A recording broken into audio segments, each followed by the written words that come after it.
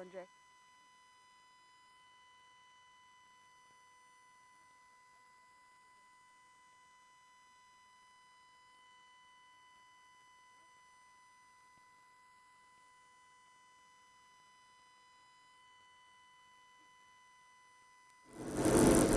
Top of the morning, welcome to another edition of Idea Morning Digest. We're always delighted to sit here to talk about the things that shape Africa, all the trends, all the stories, all the narratives, everything that redefines what we do as people of Africa, for Africa, from Africa, and even beyond. My name is Chinatu Oji.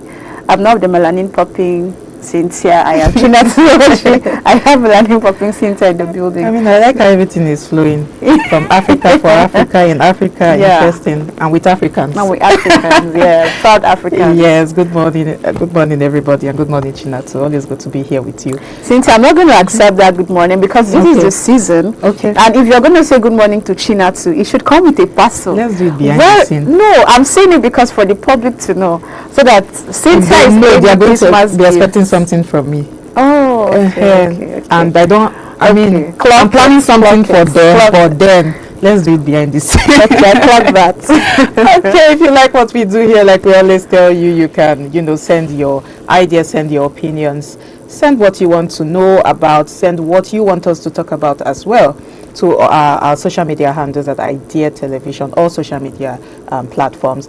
And then you can also reach us via our email at Idea TV Limited. Yes, we want to hear from you. Well, you heard Cynthia. We love to hear from you because your thoughts and opinion counts a lot for us. This is Idea TV, and we like when people share their ideas, share their thought process with us.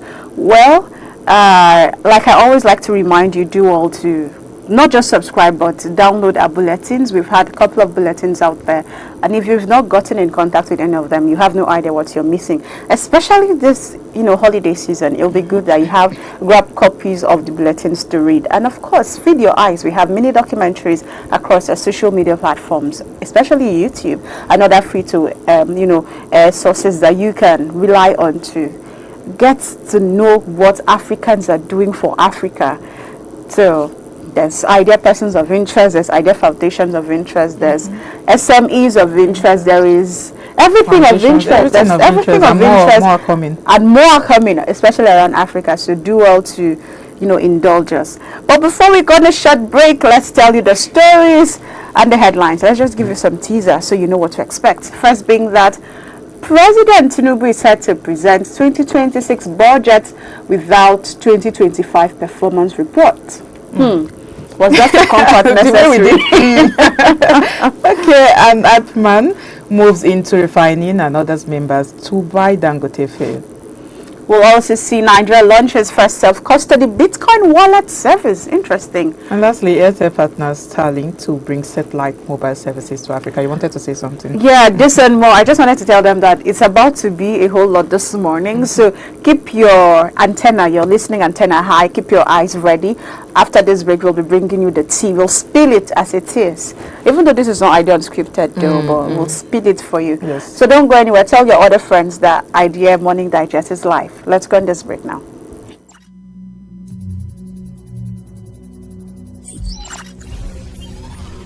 (5G) technology. 5G technology promises to be a game changer by delivering ultra-fast internet speeds, low latency, and the ability to connect millions of devices seamlessly. It's going to fuel the future of smart cities, autonomous vehicles, and IoT devices, allowing them to communicate in real time. However, 5G rollout isn't without hurdles. High costs of infrastructure and regulatory issues in some regions have slowed down implementation. By 2026, the 5G market is expected to be valued at $667.90 billion, with the US, China, and South Korea leading the change. The challenge? Cybersecurity risks and data privacy will remain top concerns as more devices become connected.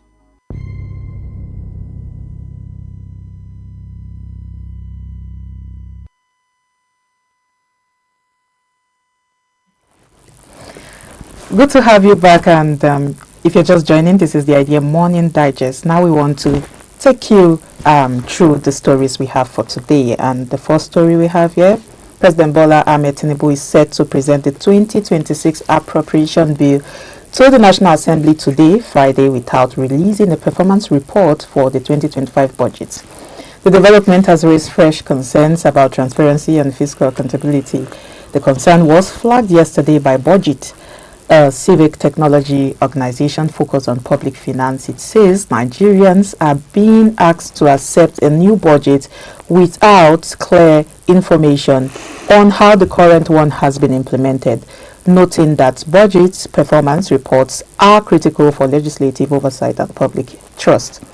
The issue is further complicated by government instructions to ministries, departments and agencies to roll over 70% of upspent 2025 capital allocations into 2026, effectively running overlapping budgets.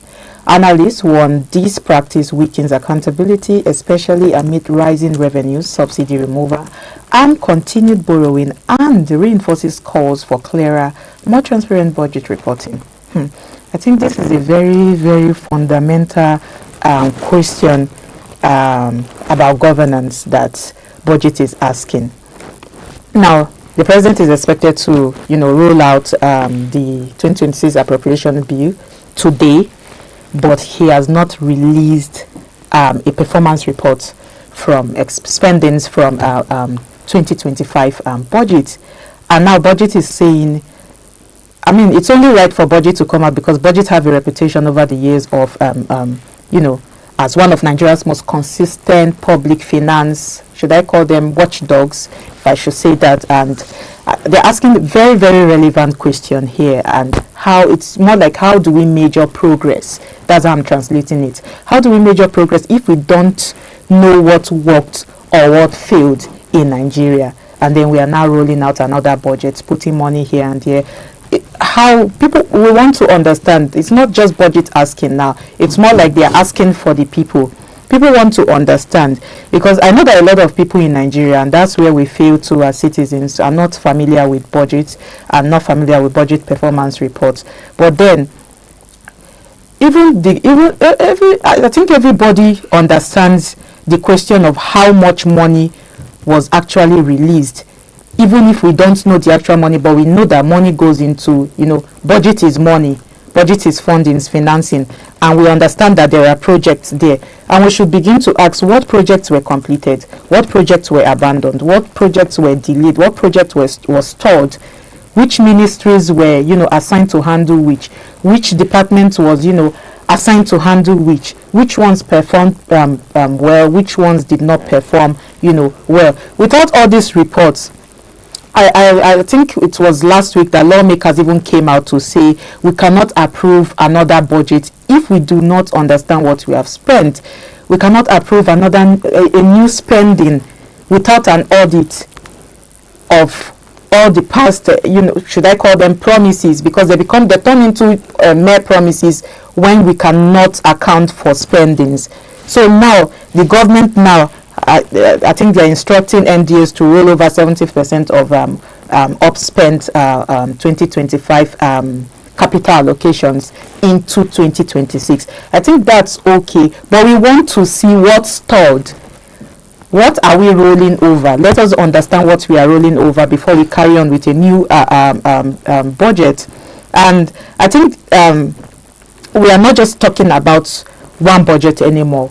What we are talking about here, we are talking about the overlapping budget. It's not just about bringing budgets now to me. It's about those consistent bloodlines. People have not been asking questions. Those, failed accountability, those diluted accountability is what is of concern to me here. We have moved from the issue of fuel subsidy. We know fuel subsidy have been removed. Citizens are now paying more. We want to see where those monies we paid, because people argued in the beginning this year when the beginning of this year when fuel subsidy, was it the beginning of this year or the last year when fuel subsidy was removed? People argued, but Nigerians are known for, okay, we'll go over it and we'll get along with it and we'll see how it goes. And people have been paying. Citizens have been paying, but we don't know where this money we are paying for are going to. And then we have government revenues there that have reportedly increased in different agencies, in different ministries.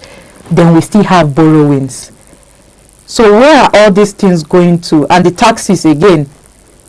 I mean, the president came with a strong stance on tax, on people paying tax, and subsidy and whatnot. So all these questions, I think, is very relevant. That is coming from BudgIT, and it's not just from BudgIT. I believe BudgIT is translating the minds of the people. These are questions that, should I say, ordinary Nigerians may not have the platform to ask, and BudgIT is asking for us. If money is coming in, why is tracking how it is spent becoming less, visible? That is what we are asking this morning. Since you've dissected the matter, I just like to point out that when people come up, when we see civil organizations like BudgIT come out like this to speak up, they are speaking on behalf of the ordinary Nigerians who may not be able to speak, just like you've rightly mentioned. And the question is very pertinent because we've seen that government revenue has increased. We've also seen that fuel subsidy has been removed, yet Nigeria is still borrowing heavily. And from this report, we can see that the government has asked governments, ministries, departments, and MDAs to carry over 70% of the capital funds into 2026. What does it mean? It means that there's a budget that's already running. It's not ended. Now we're having a new budget about to run. So two budgets will run concurrently. And where does that keep us? Where's the place of transparency? Where's the place of accountability? How do we judge? Where's the scorecard of all of the, fuel subsidy has been removed, this has been removed? How do we now measure the impact of those big leaps that the government has taken this year? Because if we can't measure it, why are we now, churning out another budget? And we're having some departments and MDAs and ministries carry out 70% from the report that we've seen today. So it just raises a lot of questions in the hearts of people. It just makes you understand that accountability is getting weakened by the day, and this is not what it should be. Nigerians are asking questions, and it is there, especially now. So, because if we're not asking this question, you see the new tax policy that is being rolled out. That means very soon, even with the new tax policy, we may not be able to answer questions as to where our money is going to. We'll just see that tax is being deducted, but what can we judge? How can we say, oh, this is a performance rate, this is what your money has been used for? So if people are not asking these questions, we cannot approve a budget, a new budget, blindly. Exactly. We can't. The truth is, the government is supposed to serve the people. It's like a servant-master relationship. They're supposed to serve us, and that service is not out of, slavery. It just means you're answerable to the people. You must be accountable. This is how this is spent. This is what this is done. It carries everybody along and makes them understand that, oh, this government is big on transparency. Because we are preaching so much about having more streams of revenue to the government and ensuring that we are not borrowing. But as it stands, we're still borrowing. We're still borrowing heavily. And so it's when people are paying for the service, just like you said, you're supposed to serve us, and we are paying for the services. So if Nigeria is a business at this point in time, we'll be scared of losses. It's simple, Cynthia. It's just like when, how this master and servant relationship happens in places of business. Let's say I give you 100,000 naira last year to start a business, and you started it. I come this year to give you 200,000 without asking you how you spent the 100K. Does it make me wise or foolish? It means I don't have value for my money. I don't have value for my time. I don't have value for what you are doing, because I do not care about growth. I just care that I have the money to keep giving you. And that is the case with Nigeria. So we must be very, very firm to understand that this is not a case of witch hunting or anything like that. This is a simple case of accountability, and we just want that because we're Nigerian citizens. But let's head on to the next story, and it says that the Independent Petroleum Marketers Association of Nigeria, IPMAN, says it is considering owning refineries in Nigeria, subject to regulatory approval. As part of efforts to strengthen local refining and end fuel importation, the association also directed its members nationwide to prioritize the purchase of premium motor spirits from the Dangote Petroleum Refinery.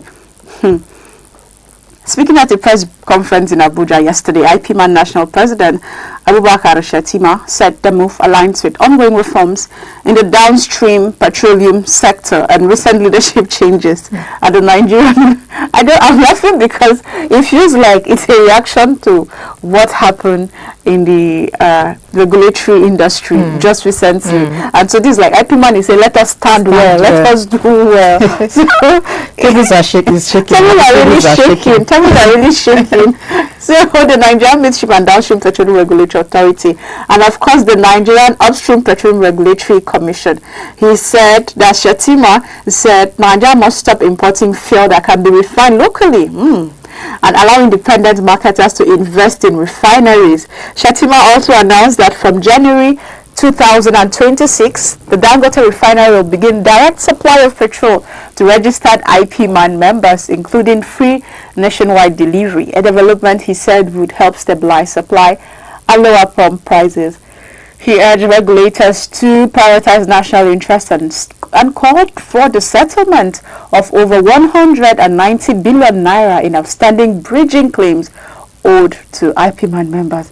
The way we talk about money in this country, how many $billion owed? What? Anyway, we are still talking about then tomorrow we will not know how to account for it.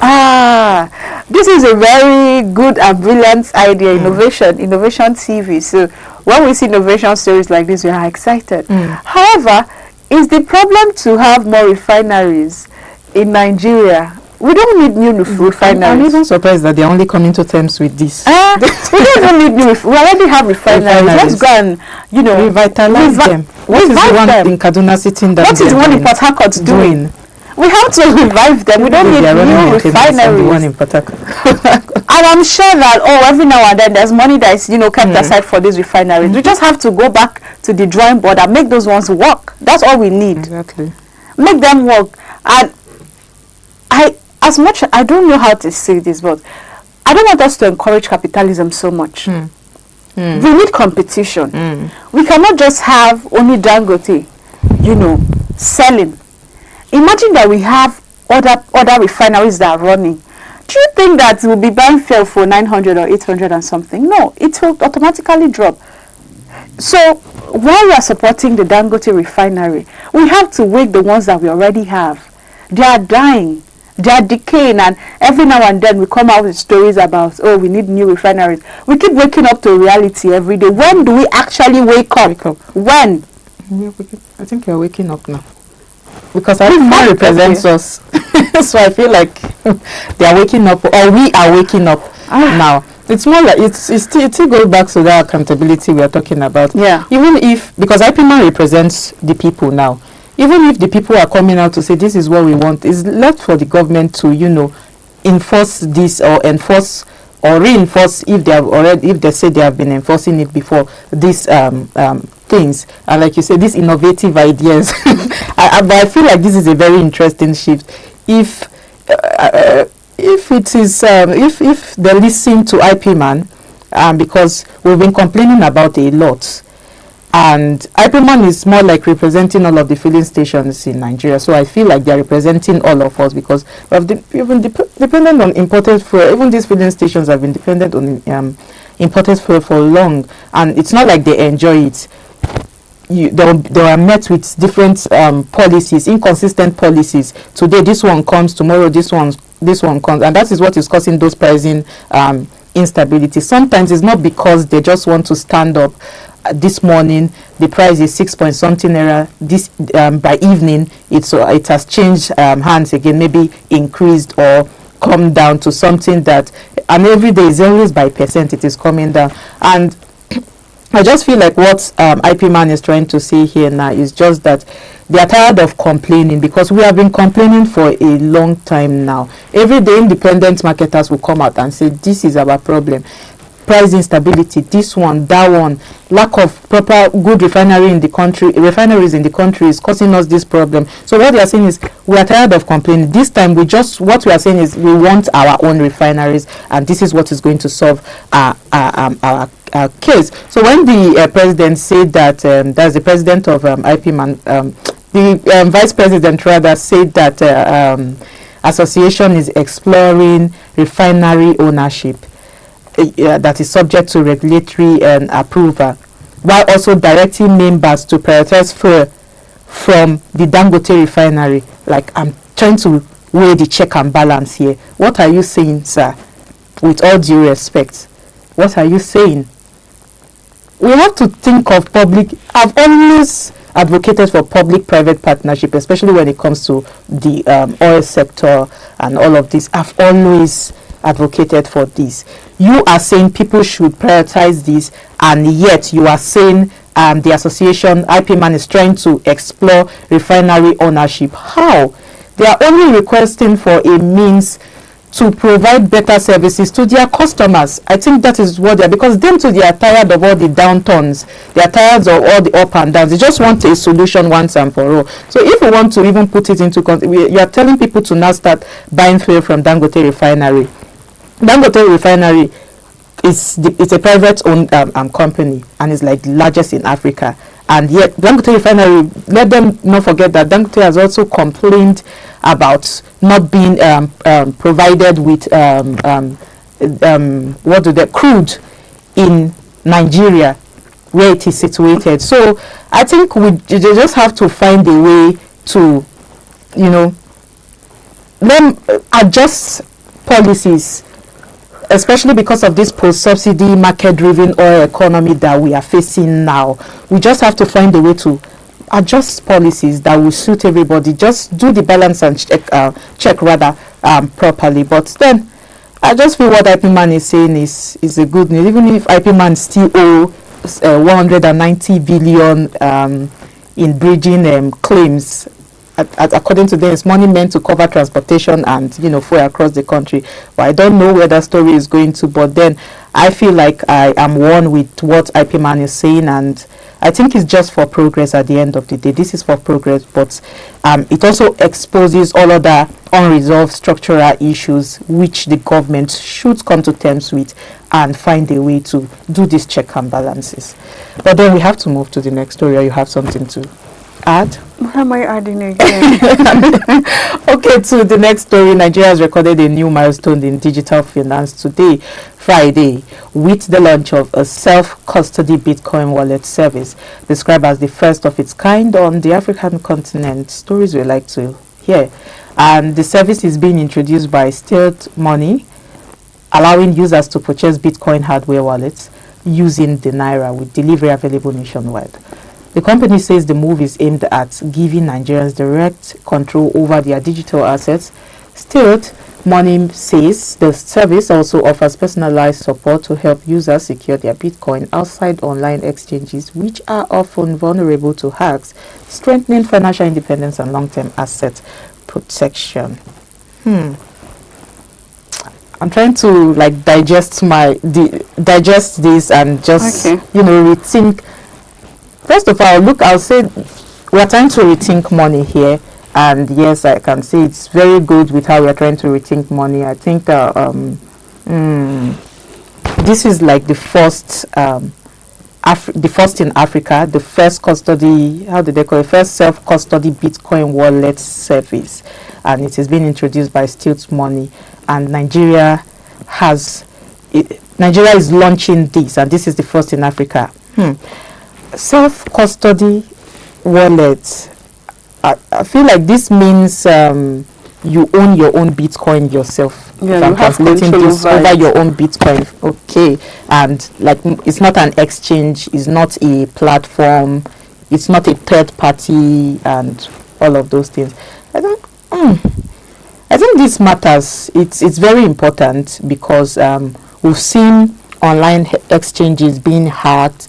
We've seen people being cheated. We've seen accounts being frozen just like that. We've seen people put money and they do not get returns back, if I understand Bitcoin very well. And we've seen is either there is no policy backing some of these Bitcoin markets and whatnot, or there are policies that are not even working sometime in Nigeria, and we're still battling with regulation when it comes to online money. So I think looking at the reality of Nigeria with digital money, I think this is good because it's going to allow a lot of Nigerians buy Bitcoin hardware wallets using Naira.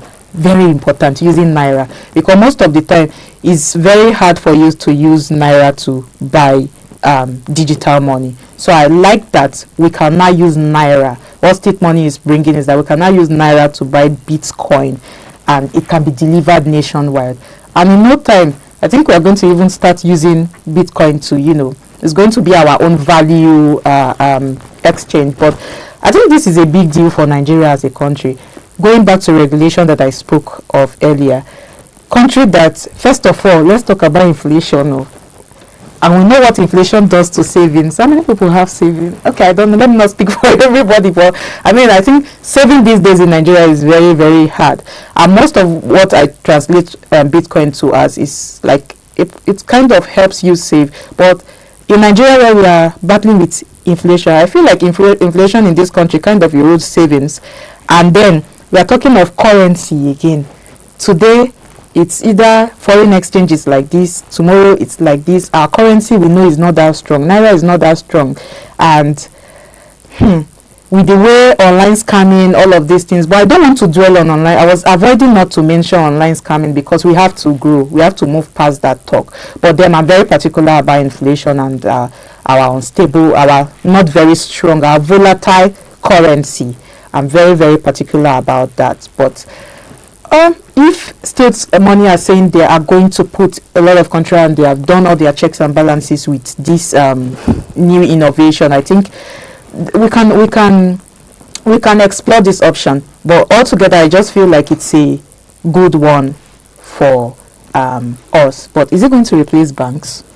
It's not going to replace. The interesting thing is that whether Nigerians even agree or not, by Nigerians I mean the Nigerian government and the policies are going on. We have Nigerians already doing Bitcoin. There was a time where there was a hassle between the government and the regulation of Bitcoin, that they even had some people arrested around this same Bitcoin issue. However, it does not stop the young guys from doing what they want to do, because there are countries that allow it to happen. Yes. So if you're refusing to move in with the time, the people will move ahead of you and they'll do what they need to do. So it's a good one that we have this, and it's making me think about the e-Naira. There was a time we were talking about e-Naira. I think it was during Goodluck's regime, and we were talking about it. So this should be a good place where the e-Naira gets a bounce back.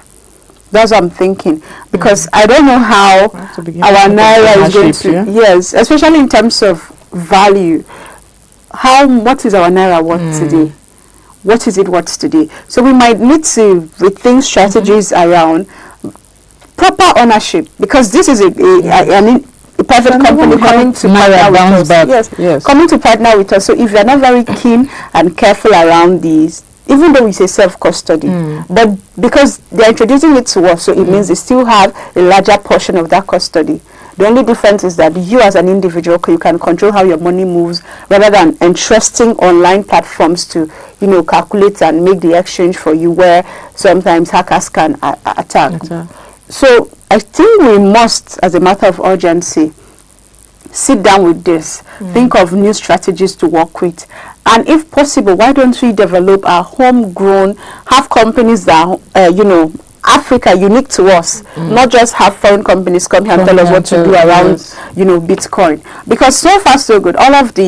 Most of the coins that are around today are not owned by Africans. They are not owned by Africans, and they're pushing the crypto narrative, and we are not really catching up. So I'm hoping that we will strategize. But let's move on to the last story, and it is that AIRTEL Africa has announced a partnership with SpaceX's STARLINK to deliver satellite to mobile telecom services across the continent.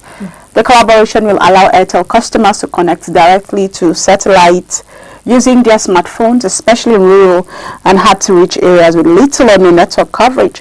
Speaking today, AIRTEL Nigeria's Chief Executive Officer, Dinesh Balsingh, said advances in satellite technology have made the service faster, more efficient and cost-effective. He explained that Starlink's low Earth orbit satellite overcame earlier concerns that satellite communication was expensive and unreliable. AIRTEL Africa's Managing Director, Sunil Utalda, said the move supports the company's goal of expanding reliable connectivity across its 14 African markets. Under the partnership, AIRTEL became the first mobile network operator in Nigeria to offer Starlink's direct-to-cell service with data speed significantly higher than before. Both AIRTEL and Starlink say the initiative will help bridge the digital divide, ensuring people in remote and underserved communities access essential communication and digital services. Big ups to AIRTEL and Starlink. One thing you cannot take away from Nigeria is the fact that we keep complaining about network issues. If you have virtual meetings every now and then, you'd realize how painful this is.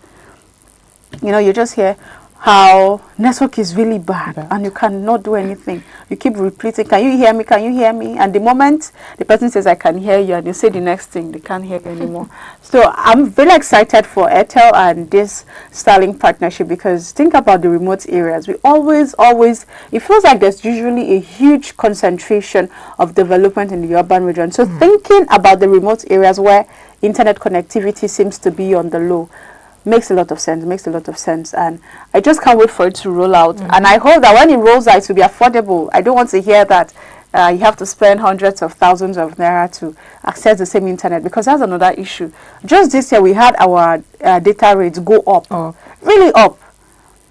People are having to, somebody was telling me that he spends at least 20,000 naira in 2 weeks for data, and you think it's a joke until you see the receipts. It doesn't make sense. It's not a flex. I do not think spending money unnecessarily is a flex. It is not, especially for basic things. So while this is a good move, I hope that, you know, the people in the remote areas, they can do without your network. They've been doing it they've been doing without it. So if it's so expensive, they'll leave it. They can do without the network, but it's very important that these services are provided. Yes. Very, very important. No, I'm just saying, yes, so that they'll not they will know. high price for my grandma. She'll leave it, though. She has been calling with her small phone. I mean, we have insecurity issues now disturbing Nigeria, so they need to call. These are the things they need. I think this is very, very transformative. This is something we have been requesting from Nigerian-owned, what will I call them?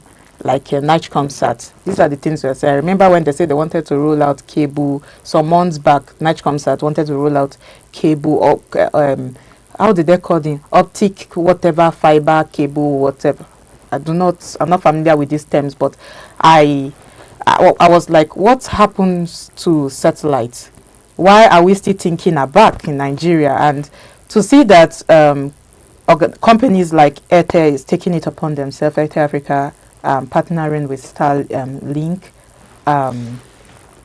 to, you know, come out and deliver direct to cell satellite connectivity to people, and is very, very important at this point in time. I mean, this means our phone can now, you know, directly connect to satellite without all of those. You don't need all these traditional towers that are even expensive.